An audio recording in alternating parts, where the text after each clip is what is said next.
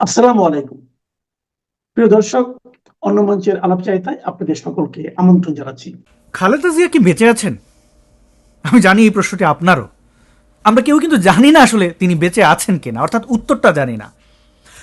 আহ, আসলে দুঃখজনক।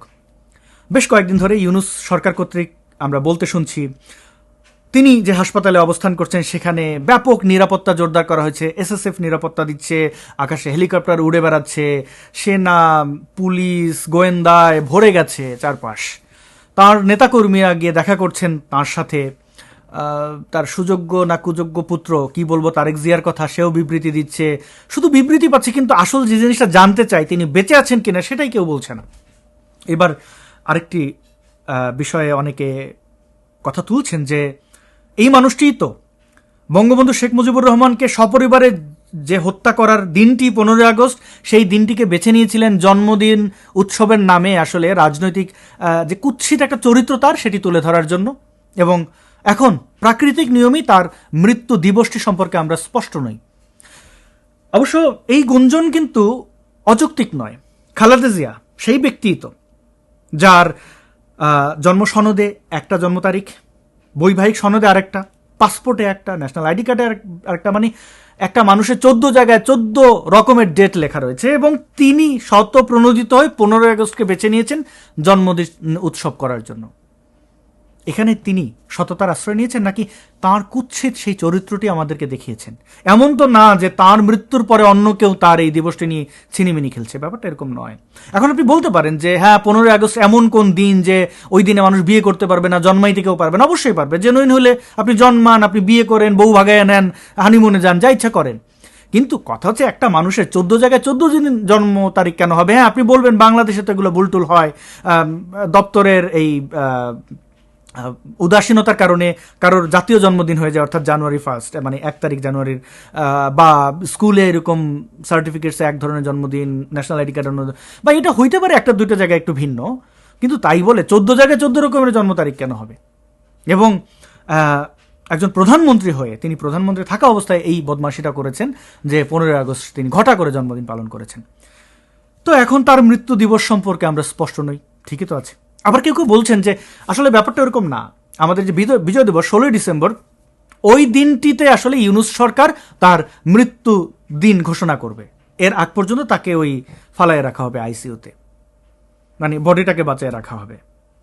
হইতেও পারে, কারণ এই ইউনূস গ্যাং ক্ষমতা দখলের পর থেকে পাকিস্তান কত পেয়ারা রে, পাকিস্তান হামারা বাপ হে, এটা প্রমাণের জন্য যা কিছু করতে হয় তাই করেছে। এখানে শুধু ইউনূস গ্যাং, অবশ্য এই কাওয়ার্ড মিলিটারি তো তাদেরই এই কনস্পিরেসির অংশ। শেখ হাসিনার এই 5ই আগস্ট সবই জানেন, এগুলো আমাদের কাছে স্পষ্ট।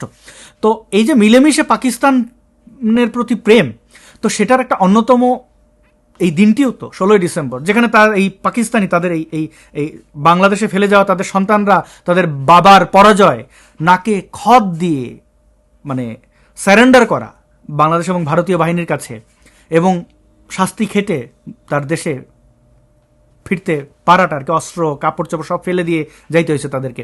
তো সেই গ্লানি, সেই পরাজয়ে, এবং সেই পরাজয়ের যে দিনটি, সেই দিনটিকে তো আসলে উৎসব হিসেবে না দেখে শোক দিবস পালন করা উচিত। তাই 16ই ডিসেম্বর হয়তো তারা চুজ করতে পারে। এই সম্ভাবনাও কিন্তু আসলে অমূলক নয়। অথবা এই ভিডিও আপলোড করতে করতে শুনবেন যে তিনি মারা গেছেন। খালেদা জিয়া মারা যাবেন কি বেঁচে থাকবেন এটা নিয়ে আসলে আমার তেমন কোনো মাথা ব্যথা নাই। সাবেক প্রধানমন্ত্রী হিসেবে ওনার প্রতি আমার সম্মান আছে বা নাই তাও বলতে পারছি না, কারণ তিনি তো আসলে এমন কোনো ভালো কাজ করে যান নাই যেটা নিয়ে আসলে অ্যাপ্রিসিয়েট করব। এইবার হচ্ছে তার সুযোগ্য বা কুযোগ্য পুত্র তারেক জিয়ার কথায় আসি। তারেক জিয়া ভাইয়া, লিডার, কত কত তার নাম, তার দল গত অন্ততপক্ষে 10 বছর ধরে ঈদের পরে আন্দোলন বলতে বলতে আমাদের আসলে পেটে খিল ধরে ফেলছে হাসতে হাসতে। কোন ঈদ আমরা জানি না। এখন আবার তারেক জিয়া শুরু করেছে যে নভেম্বরে আসবো, ডিসেম্বরে আসবো। কোন নভেম্বর, কোন ডিসেম্বর, কোন ঈদের আগে না পরে সেটাও বলছে না। সর্বশেষ মায়ের এরকম দুর্যোগে, মানে মৃত্যুসজ্জায় মা, সে বলেছে সে আসবে না, এবং কারণ দেখেছে 5-6টা, যে তার ব্রিটেনে যে অ্যাসাইলাম সেটার একটা জটিলতা, ট্রাভেল পাস পাওয়া নিয়ে জটিলতা, পাসপোর্ট নিয়ে জটিলতা, বাংলাদেশের নিরাপত্তার অভাব, তারপরে আরও কি কি যেন বলল। আরে বেটা, তুই কাওয়ার্ড, এটা বল, অসুবিধা কোথায়? এটা তো বাংলাদেশের সবাই জানে, তোর দলের লোকজনও জানে। এমন কি করছেন তারেক জিয়া আপনি বাংলাদেশে বৈশা যে আপনি এখন আসার সাহস পাচ্ছেন না? আপনি না নেতা? হ্যাঁ, কি করছেন? আপনার এনিমিকে রাশিয়া, ভারত, আমেরিকা, নাকি এই ধরনের চায়না, রাশিয়া, আমেরিকার মদতপুষ্ট হয়ে তারা আপনাকে নিশ্চিত করবে যে যাও খোকা, তোমার কেউ টিকিটাও ছোবে না, এরকম নিশ্চয়তা নিয়ে দেশে আসতে হবে? কি ব্যাপারটা কি? শেখ হাসিনারে গ্রেনেড মারছিলেন, ভয় আপনারে কেউ না মাইরে দেয়। চোর তো অন্যরে চোরই মনে করবে।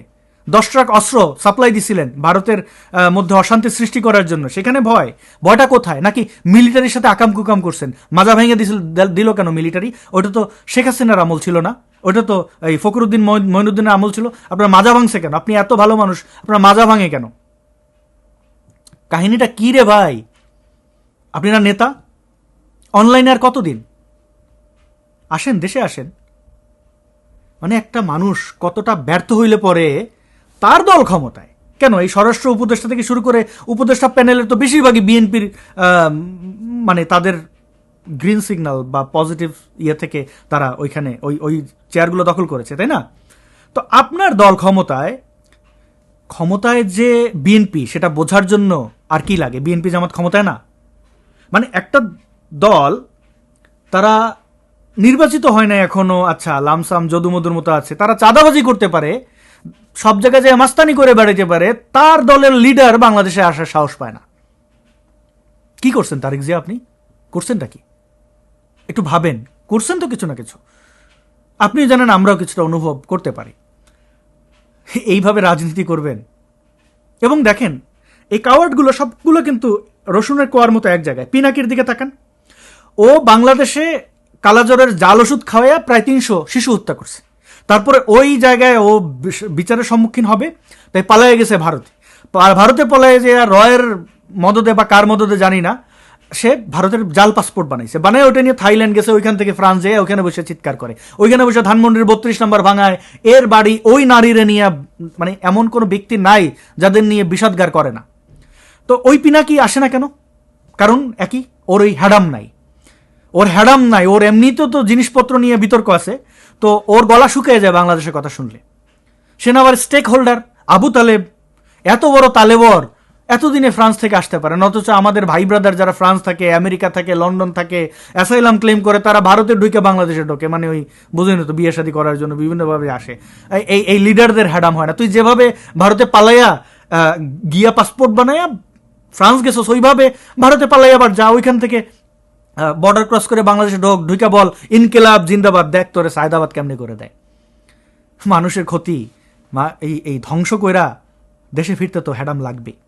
ফখরুল ইসলাম আলমগীরের একটা বেয়াদব জামাই আছে না, যে একটা শব্দকে খুব নর্মাল করার চেষ্টা করেছে গত 10 বছর ধরে, ভিডিও তৈরি করে দাঁত চেপে চেপে, ওর বিহারির বাচ্চা অনেকে বলে, আমি জানি না ওর জন্ম পরিচয় কি, এই যে মাদার চ দিয়ে একটা শব্দ আছে না, আমি এই শব্দগুলো আর ব্যবহার করব না সিদ্ধান্ত নিয়েছি।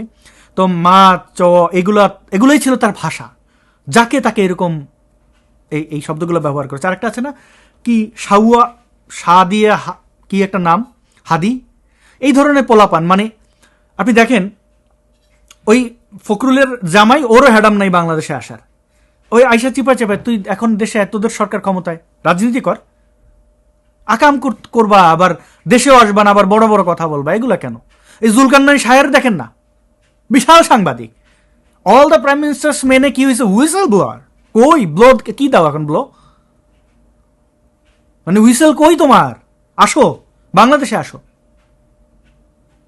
আসবা না কেন? তোমরা না নেতা, মানুষকে উস্কানি দাও, ক্ষতি করো। আবার ওই নেত্রলাল ফেত্রলাল, কত লাল দেখলাম এসে নাটক ফাটক করে গাট্টি বস্তা গুটায় চলে যায়। আরও দেখবেন এই যে বাংলাদেশে যেগুলো, এই যে সায়ান টায়ান, এই কি বাদন টাদন, আসমান কাপা, ওই কোন খাট কাপা, কি কাপা কাপি, সবগুলো সব পালাবে, জীবনে কাউকে মুখ দেখাবে না, কারণ তারা ক্ষমতায় থেকেই বাংলাদেশে ফিরতে পারেনি। তারেক জিয়ার কথা বলছে। এখন আপনি বলবেন যে ও মা, তুমি তো পালাইয়া গেছো। আমি পালাইয়া যাই নাই রে ভাই, আমি পালাইয়া যাই নাই। 2017-তে সুনিশ্চিতভাবে হত্যার শিকার হব বইলা ভারতে প্রস্থান করতে বাধ্য হয়েছি, হিজরত করছি। হযরত মোহাম্মদ যেভাবে মক্কা থেকে মদিনায় পালাইয়া যেতে বাধ্য হয়েছেন, ওইভাবে পালাইয়া যেতে বাধ্য হয়েছি জীবন বাঁচাইতে। 1 বছর ভারতে অবস্থান করে বুঝতে পারছি ভারত আমার জন্য না। একটা মানুষ তার নিজের মাতৃভূমি ছেড়ে অন্য একটা দেশে প্রস্থান করতে বাধ্য হয়েছে, তার মানবিক অধিকার রয়েছে ওই দেশে রাজনৈতিক আশ্রয় পাওয়া। ভারত আমাদেরকে বন্ধু মনে করে না, রাজনৈতিক আশ্রয় তো দেয়ই নাই, কোনো প্রকার কোনো সুযোগ সুবিধা তো দূরের কথা, বেঁচে থাকার কোনো অধিকার পাই নাই। তারপরে সিদ্ধান্ত নিছি, আবার বলছি আমি সিদ্ধান্ত নিছি যে ভারতে মৃত্যু হওয়ার চেয়ে বাংলাদেশে জঙ্গি জিহাদিদের হাতে মরা ভালো। অন্ততপক্ষে আমার লাশটা আমার বাবা মা দেখতে পারবে, তারা তো আর আমার জন্য কম চেষ্টা করে নাই, আমি যেন ইসলামে থাকি অনেক চেষ্টা, তারা অন্ততপক্ষে লাশটা দেখে কাঁদুক। বাংলাদেশে ফিরলাম এবং অ্যারেস্ট হইলাম, যথারীতি বৈধ পন্থায় বের হওয়ার চেষ্টা করছি, এয়ারপোর্টে অ্যারেস্ট হয়েছি। তারপরে একবার এক টার্মে জেল খাটলাম, জেল খেটে বের হইলাম, বাংলাদেশের টিএসসিতে ঘোরাঘুরি করলাম, এইটাও হেফাজতের আপত্তি। তারপরে তারা সরকারকে চাপ দিল, 2018 ইলেকশন সামনে ছিল, অর্থাৎ এটা হচ্ছে সেপ্টেম্বরের 12 তারিখ, ডিজিএফআই আমাকে গুম করে নিয়ে গেল, আটকায় রেখে পাসপোর্ট টাসপোর্ট সব কিছু নিয়ে যেয়ে জীবন তছনছ করে দিল। তারপরে জেল থেকে বের হওয়ার পর আবার মিথ্যা মামলায় জেলে গেলাম, জেল থেকে বের হইলাম, তারপরে পাসপোর্ট পাই না। এখন দেখলাম যে আমার অন্যান্য অ্যাক্টিভিস্ট ব্লগারদের মতো আমাকে হত্যা করবে এবং এই জঙ্গি নাটক, অনেক নাটকের আমি বলির পাঠা হব না, আমি আবার দেশ ছাড়তে বাধ্য হইলাম। কোনোবার পালায় যায় নাই, এই বাংলাদেশে কারোর থাপ্পড় দেয় নাই, কারোর ওনা ধরে টান দেয় নাই, ধর্ষণ খুন তো অনেক দূরের কথা, কারো টাকা পয়সা মারি দেয় না। পালাবো কিসের জন্য রে ভাই? আমার মানে পালানো কারে বলে যে আমি কিছু নিয়ে চলে গেলাম? আমি নিছি কি? সমাজে দিছি যতটুক পারছি। এবং এই ইসলামিক সন্ত্রাসীরা বিশ্বাস করে যে হুমকি ধমকি, মানে এরা দেখেন, আপনি বলতে পারেন যে আপনি তো নবীর নিয়ে এইসব বলছেন বলে আপনার দেশ ছাড়তে হয়েছে। না, ব্যাপারটা ওইরকম না। শুরু আমি করি নাই, শুরু এই ইসলামিক সন্ত্রাসীরা করছে, এই ইসলামিক সন্ত্রাসীরাই শুরু করে। আপনি দেখেন আপনার চারপাশে, আপনি মেলা করবেন কিনা সে আইসা বাধা দেবে, আপনি আপনার বিয়েতে গান বাজাবেন কিনা সে আইসা ডিসাইড করে দেবে। আরে ভাই, বিশেষ অঙ্গের মাথা কাটা থেকে শুরু করে দাড়ি কতটুকু রাখবেন, মাথায় টুপি কিরকম দেবেন, আন্ডারওয়্যার কিরকম পরবেন, মোবাইল ফোন কি কি চালাবেন, কি কি না, কোন সাইটে ঢুকবেন, সব তারা ডিসাইড করে দেবে। আপনার এই তারা নির্ধারণ করে দেওয়া জিনিস আপনি মানবেন না, আপনার এই বিভিন্ন ট্যাগ দিয়ে আপনার উপর আক্রমণ করবে। ভাই, আমার ব্যক্তি জীবনে আঘাত দিছে আইসা, শুধুমাত্র আমার কো অ্যাক্টিভিস্টদের হত্যা করছে বইলেই যে আমি আরও অনেক বেশি ডেডিকেশন দেখাইছি, ব্যাপারটা এরকম না। সব কিছুতে তারা এটা করছে। এখন তারা ভাবে তাদের মতো কাওয়ার্ড সবাই হবে। আপনি আমার ব্যক্তিগত জীবনে এসে আপনি আঘাত করবেন, আমার জীবন তছনছ করে দেবেন, আর আমি আপনার নবীরে চুমু দেবো। এই গত 10 বছরে অ্যাক্টিভিজমে কি পারছেন কিছু করতে? পারেন নাই। যাই হোক, পালাই নাই, এটা হচ্ছে সোজা কথা। এই ধর্মীয় সন্ত্রাসীদের মধ্যে থেকে মরে যাওয়ার পক্ষে আমি না, কারণ আমাকে অনেক কিছু করতে হবে, আমি করেছি, করব। তো সবাইয়ের সব কিছু তুলনা দেওয়া উচিত না। আমি জানি এই প্রসঙ্গটা না আনলেও চলতো, কিন্তু আপনারা এটা বলবেন। দেখেন ভাই, আমি অ্যাক্টিভিস্ট, রাজনৈতিক কোনো ক্ষমতার স্বাদ কোনোদিন নেই নাই। অ্যাক্টিভিজম করে কারো কাছ থেকে চাঁদাবাজি করি নাই, যেটা ইলিয়াস পিনাকি এরা করে এবং এরা দেশ থেকে পালাই রয়েছে।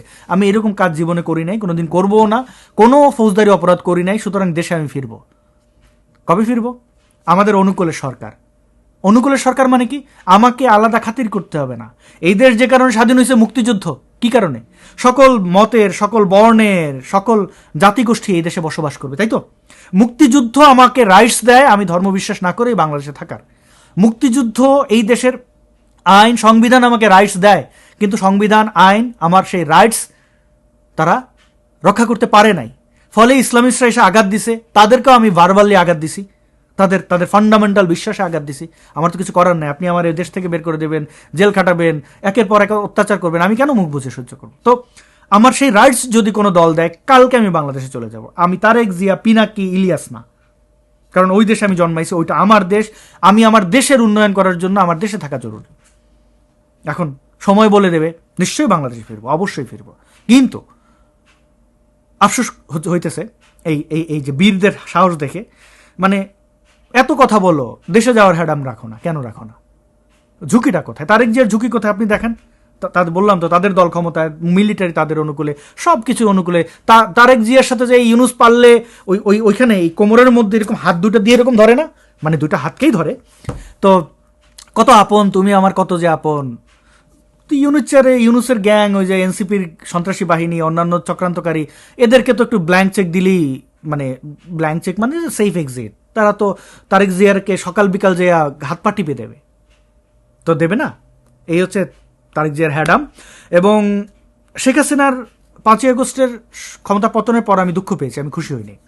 এবং এখন আরও বেশি ব্যাপারটা নিয়ে সিরিয়াস আমি। এবং শেখ হাসিনাকে বলি যে আপনি 5 আগস্টের পর যা কিছু হারাইছেন, কয়েকটা জিনিস পাইছেন। আপনার জীবনের সবচেয়ে বড় পাওয়া হচ্ছে আপনার জীবন, আপনি বেঁচে আছেন। আপনার উপরে বঙ্গবন্ধু হত্যার পরে কয়েকবার অ্যাটেম্প নেওয়া হয়েছে, 16-17 বার টার্গেট করেছে আপনাকে হত্যার জন্য। সবচেয়ে ভয়াবহ ছিল 21শে আগস্ট। এগুলো আমাদের সামনে লাইভ দেখা। তো তারপর আপনি বেঁচে আছেন, এমনকি এই এই সকল বিপ্লব 5ই আগস্ট আপনার হত্যার একদম চূড়ান্ত, মানে এই হত্যা যে আপনাকে করতেই হবে তার পর তো আমেরিকাও তৈরি করছিল, তো সেখান থেকে আপনি বাঁচছেন, আপনি অনেক আনন্দিত থাকেন আপনার জীবন নিয়ে যে আপনি বেঁচে আছেন, এবং এটা আমাদের জন্য স্বস্তির খবর, আপনি বেঁচে আছেন। এরপরে যদি কোনো কিছু আপনি মনে করেন আপনার অ্যাচিভমেন্ট বা আপনি পাইছেন কোনো কিছু না করে, তার মধ্যে অন্যতম হইতে পারে খালেদা জিয়া এখনও আপনার আমলে মারা যায় নাই। কারণ শেখ হাসিনা ক্ষমতা থাকা অবস্থায় এদের কান্নাকাটি করতে দেখেছি যে খালেদা জিয়াকে বিদেশে যেতে দিচ্ছে না, কত বড় মানবাধিকার লঙ্ঘন হচ্ছে এই সেই। এখন না, এই কয়দিন আগে খালেদা জিয়া সেনাগুঞ্জ থেকে ঘুরে আসলেন, এবং অনেকেই বলছে সেনাগুঞ্জে গেছে, ওইখানে তার পয়জন ঢুকিয়ে দিয়েছে শরীরের মধ্যে, যে কারণে সে এখন চিত হয়ে পড়ছে। হইতেও পারে, না হইতে পারে, আমার কাছে কনক্রিট কোনো এভিডেন্স নাই, হাইপোথেটিক্যাল কথাবার্তা আমি যাব না। বাস্তবতা হচ্ছে যে খালেদা জিয়া সেনাকুঞ্জে যাইতে পারেন, তার চিকিৎসার জন্য বিদেশে নিয়ে গেলেন না কেন তারেক? মাকে পাশে রাখেন, এই শেষ সময় আপনি পাশে রাখবেন না? আমার তো সেই সামর্থ্য নাই, থাকলে আর আমার মা যদি আমার এই ধর্মীয় অবিশ্বাস মেনে নিতেন, আমি মায়ের পাশাপাশিই থাকতাম। তো আপনি তো সেটা করলেন না, এবং শেখ হাসিনা তো বেঁচে গেছেন এইরকম একটা অপবাদ থেকে। নইলে এখন এই অসুস্থ তো সবাই বলা বলি করতো, বুদ্ধিজীবী থেকে শুরু করে টুদ্দিজীবী, টুপিওয়ালা থেকে শুরু করে ধুতিওয়ালা, সবাই বলতো যে আর হাসিনা মাইরে বলছে খালেদা জিয়ারে, এখন অ্যাকুরিয়ামে বা মমি করে রেখে দিছে। এই অপবাদ থেকে শেখ হাসিনা আপনি বেঁচে গেছেন, এইটা আজীবনের অপবাদ, যেটা আপনি কোনোদিন মুছতে পারতেন না। আপনার বিরুদ্ধে আরও অনেক অপবাদ ছিল, গুম টুম, যদিও আমি গুমের শিকার হয়েছি অল্প সময়ের জন্য, গুম যে আপনি করছেন এটাও সত্য, কিন্তু যেগুলো দেখানো হয়েছে আয়নাঘর ফায়নাঘর, এই যে এই যে এই যে রাবিশ জিনিসপত্র, সেখান থেকে আমি আরও অনেক কিছু জিনিস স্পষ্ট হয়েছি। আপনি মানুষকে হত্যা করতে বলছেন, সেই কল রেকর্ডও আমি সুলতানুর রহমানের সেই পর্বটি আপনারা অনেকেই দেখেছেন, রিপোর্টটি, যেখানে দেখা যাচ্ছে যে আসলে শেখ হাসিনা বলছেন যে আমি মানুষ মেরে ক্ষমতায় থাকবো না।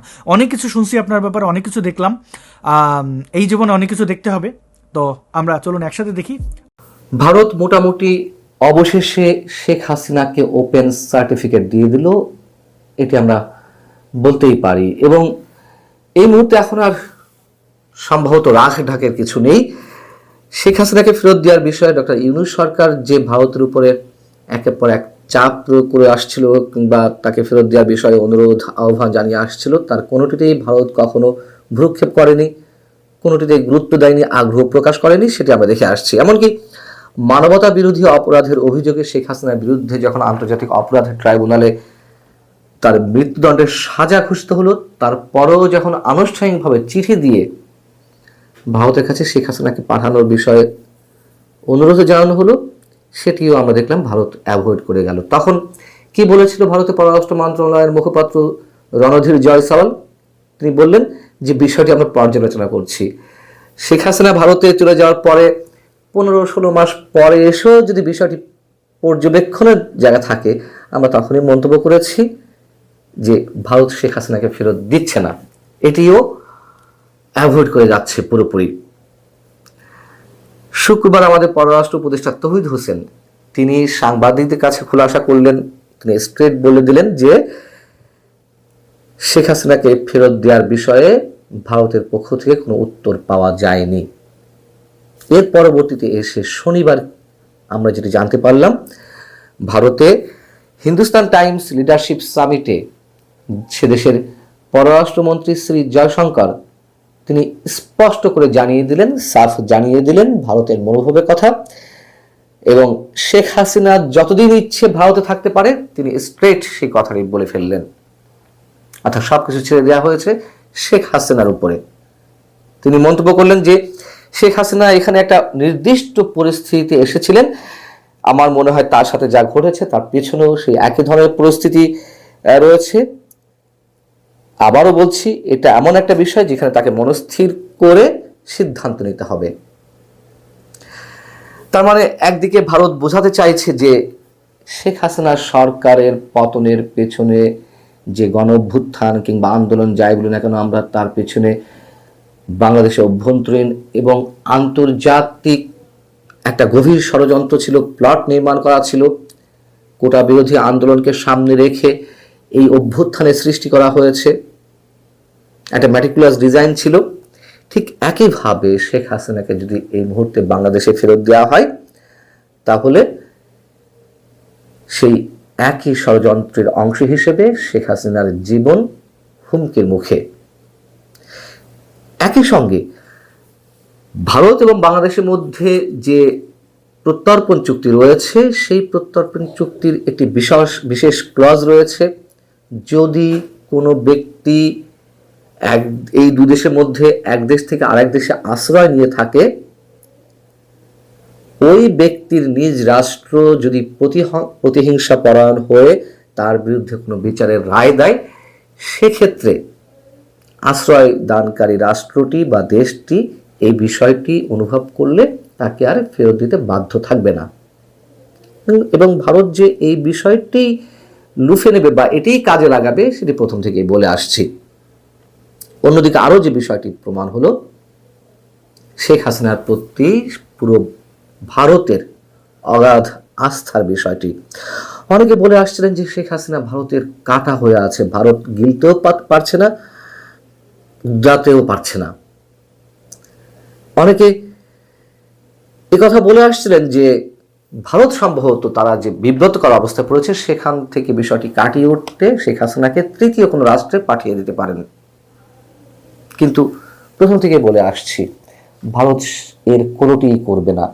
এমনকি এ কথাও অনেকে বলছিলেন যে ভারত শেখ হাসিনাকে ফেরত পাঠালে তার প্রতিবেশী রাষ্ট্রগুলো মনে করবে তার যারা বন্ধু প্রতিম অথবা বন্ধু রাষ্ট্র অথবা বিশেষ আস্থাভাজন ব্যক্তি, তার প্রতি ভারত বিশ্বাসঘাতকতা করতে পারে যদি কিনা ভারত শেখ হাসিনাকে ফেরত পাঠায়। এই মেসেজটিও যাতে না যায় প্রতিবেশী রাষ্ট্রগুলোর কাছে, ভারত সেই জায়গাটি বেছে নিয়েছে। হিন্দুস্তান টাইমস লিডারশিপ সামিটে বাংলাদেশের বর্তমান পরিস্থিতি, আগামী নির্বাচন নিয়েও প্রশ্ন উঠেছিল। উত্তরে আবারও সাফ জানিয়ে দিয়েছেন জয়শঙ্কর। তিনি বলছেন, বাংলাদেশে এখন যারা ক্ষমতায় আছেন তাদের থেকে আমরা শুনেছি যে আগে যেমনভাবে নির্বাচন হতো তা নিয়ে তারা অসন্তুষ্ট। সেটাই যদি হয় তাহলে সর্বপ্রথম তাদের স্বচ্ছ নির্বাচন করতে হবে। মানে আমরা যে বিষয়টি বলে আসছি বরাবর, যার কারণে আমাদেরকে ফ্যাসিবাদের দোষর বানিয়ে দেওয়া হচ্ছে এখন। শেখ হাসিনা সরকারের সময় যেমন আমরা বলেছিলাম যে অবশ্যই একটা ইনক্লুসিভ নির্বাচন চাই, সুষ্ঠু অবাধ একটা গণতান্ত্রিক প্রক্রিয়ার মাধ্যমে নির্বাচনটি অনুষ্ঠিত হোক। এখন যে নির্বাচনটি অনুষ্ঠিত হওয়ার সম্ভাবনা রয়েছে সেটিও তো সেই একই দায়। শেখ হাসিনা যেমন একতরফা নির্বাচন করেছিলেন, বিএনপি বা অন্য দলকে নির্বাচনগুলো থেকে বাইরে রাখতে তারা নানান ধরনের ডিজাইন তারা করছিল এবং সেভাবেই এগিয়েছে। এটিও তো তাই, আরেক ধরনের একতরফা। তখন যেমন বিএনপি এবং বিএনপি দলীয় জোট বা বিএনপি মনোভাবাপন্ন দলগুলোকে বাইরে রেখে আওয়ামী লীগ নির্বাচন করেছে, ঠিক একইভাবে আওয়ামী লীগ এবং আওয়ামী মনোভাবাপন্ন কিংবা আওয়ামী জোটভুক্ত অন্যান্য দল সেগুলোকে বাইরে রেখে নির্বাচন অনুষ্ঠানের একটা পরিকল্পনা করা হচ্ছে। অতএব সেই কথাটি আবার ভারত মনে করিয়ে দিয়েছে। দেখুন, একটি কথা মনে করিয়ে দিই, বাংলাদেশের গণতন্ত্রকে হত্যা কিংবা গণতান্ত্রিক অধিকার কেড়ে নেওয়া, ভোটাধিকার কেড়ে নেওয়ার জন্য ভারত অনেকাংশে দায়ী, এটি অনস্বীকার্য। তার কারণ শেখ হাসিনা 2014, 18, 24 যে নির্বাচনগুলো করেছে অবশ্যই ভারতের প্রচ্ছন্ন সমর্থনেই করেছে।